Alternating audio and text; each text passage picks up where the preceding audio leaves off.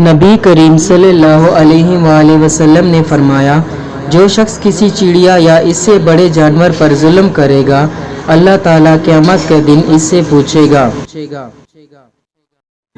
نبی کریم صلی اللہ علیہ وآلہ وسلم نے فرمایا، جو کسی جاندار پر رحم کرتا ہے، اللہ تعالیٰ اس پر رحم فرماتا ہے۔ رسول صلی اللہ علیہ وآلہ وسلم نے فرمایا، ایک شخص نے راستے میں ایک پیاسا کتا دیکھا، اس نے اسے پانی پلایا تو اللہ تعالیٰ نے اسے بخش دیا۔ رسول صلی اللہ علیہ وآلہ وسلم نے فرمایا، اللہ تعالیٰ نے ہر چیز کے ساتھ حسن سلوک کا حکم دیا ہے۔ رسول صلی اللہ علیہ وآلہ وسلم نے فرمایا، جو شخص کسی جانور کو بلا وجہ تکلیف دیتا ہے وہ گناہ گار ہے۔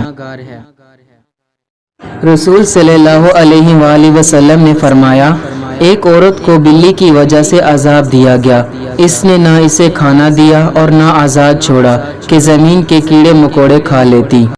نبی کریم صلی اللہ علیہ وآلہ وسلم نے فرمایا، زمین والوں پر رحم کرو، آسمان والا تم پر رحم کرے گا۔